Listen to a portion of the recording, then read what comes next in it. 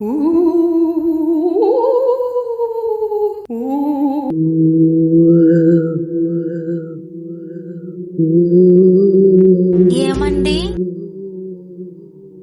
ఎవరు మీరు? ఈ టైంలో ఇక్కడ ఏం చేస్తున్నారు? నేను ఊరికే చల్లగాలికి సరదాగా వచ్చాను. అమ్మాయిలందరినీ పిచ్చి వాళ్ళని చేస్తాను. ఇంకా ఏ ఒక్క అమ్మాయి కూడా అలా కానివ్వను. ఈ మోహినిని ఆపడం నీ వల్ల కాదురా. ఏంటి ఇదంతా? ఇప్పుడు నేనేం చెయ్యాలి? ముందు పూజారి గారి దగ్గరికి వెళ్తాను. వెంటనే వెళ్ళాలి. స్వామీజీ గారు, తలుపు తెరవండి.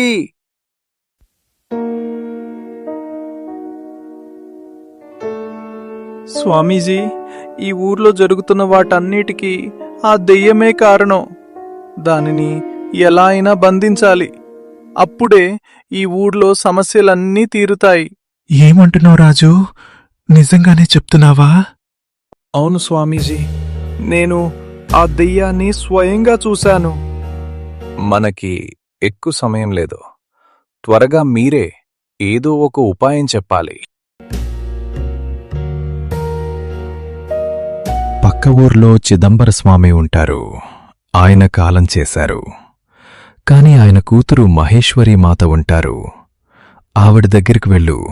నీకు ఏదో ఒక ఉపాయం దొరుకుతుంది.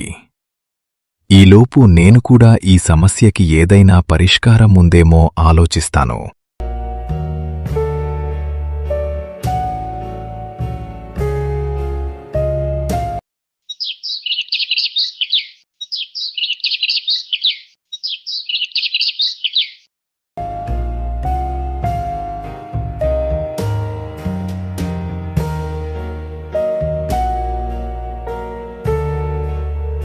నమస్కారం మాత.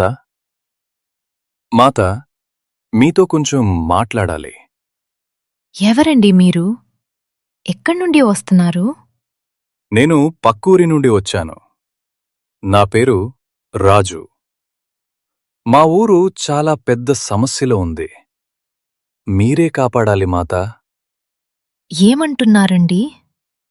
మీ ఊరు సమస్యలో ఉందా? ఏం సమస్య? అసలు ఏం జరిగింది? ఒక దెయ్యం. అది మా ఊర్లో ఉన్న అమ్మాయిలందర్నీ పిచ్చివాళ్లం చేసి వాళ్ళని నల్లగా మార్చేస్తుంది. ఏమంటున్నారండి? అసలు నమ్మలేకపోతున్నాను. అవునండి, స్వయంగా నేనే ఆ దెయ్యాన్ని చూశాను. మాట్లాడాను కూడా. సరే, ఇంకా మీకు ఆ దెయ్యం గురించి ఏమైనా తెలిస్తే చెప్పండి. నేను చేయగలిగిన సహాయం నేను చేస్తాను. అది ఆ దెయ్యం మాట్లాడేటప్పుడు మధ్యలో తన పేరు మోహిని అన్నట్టు గుర్తు. ఏంటి, మోహినినా? అవునండి. మీకు తను తెలుసా? అవును, నాకు తెలుసు. మోహిని గురించి మా నాన్నగారు నాకు చెప్పారు. మీకేం తెలుసు తన గురించి? చెప్పండి మాతా. మోహిని పుట్టింది మీ ఊర్లోనే. తను పుట్టడంతోనే నల్లగా పుట్టింది.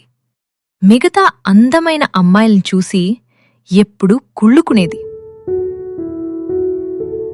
తనతో అబ్బాయిలు ఎక్కువగా స్నేహం చేసేవారు కాదు. అదంతా మోహిని తట్టుకోలేకపోయేది.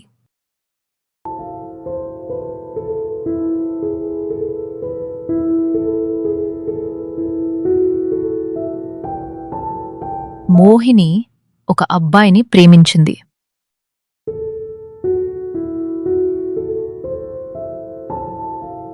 కాని ఆ అబ్బాయి వేరే అమ్మాయితో చనువుగా, స్నేహంగా ఉండేవాడు. మోహిని చాలా ఏడ్చేది. ఒకరోజు తన ప్రేమ విషయం చెప్పడానికి వెళ్ళింది.